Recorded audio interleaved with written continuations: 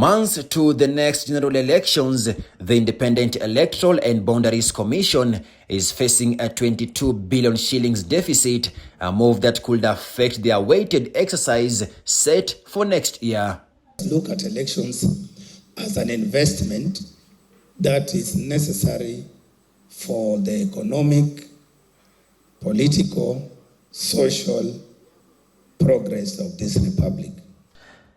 The deficit, according to the electoral body, could affect the planned mass voter registration exercise that kicks off next month and the general elections next year. Do not fund elections adequately, then we are likely to suffer in terms of the technical and operational preparedness. And in areas such as, of course, voter registration, expanding. This came as it emerged that Iebc required 63 billion shillings in this election cycle for credible elections, preparedness, voter registration, and voter education. And then we have... According to Iebc chairman Erastus Edung, in the last financial year, they required 14 billion shillings but had only received 4.7 billion shillings, while in 2026-2027, there was a deficit of 8.6 billion shillings. In 2026, we requested for funding. We were allocated 4.7 billion. There's a table there which gives the summary. And for this year, 2026-2027, we have a funding shortfall of 14.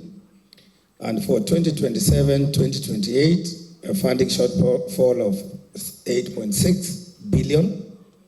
And overall, we have a funding gap of 22.9 billion.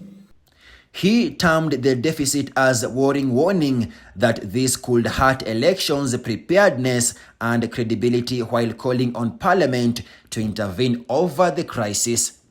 Overall, we have a funding gap of 22.9 billion if we are to meet the needs that we have outlined in our funding request.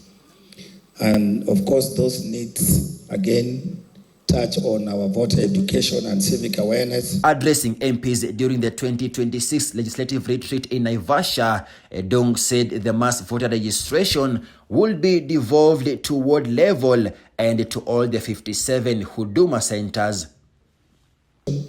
We will have over 27,000 registration centers. And so we will have our registration of officers based in the various wards, so that then we reduce that distance between the citizens and our registration centers. On his part, the Registrar of Political Parties, John Cox, noted that the government had for years failed to meet its target in disbursement of political parties fund. While opening the three-day workshop, the Speaker of the National Assembly, Moses Wetangula, said there were predictions that 56% of members could not return to the House. So as we sit here, at least 56% will not see the inside of Parliament next Parliament. And we want to make sure that there must be life, and good life, after you leave Parliament. While calling on members to invest in pension scheme, he said that the probability of many returning were hard, terming the upcoming session as busy and tricky due to next year's elections, with political temperatures rising. We want to make sure that there must be life, and good life, after you leave Parliament, so that you can be covered health-wise. And to this end, I want to urge, and I've discussed this with the majority leader.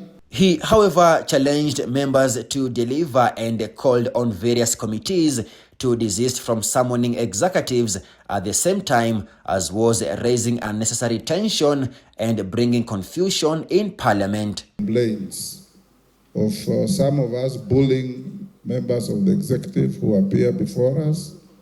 Some of us constituting welfare officers in our committees, and all those kind of things, which I discourage you. Majibu Kisao for CMN.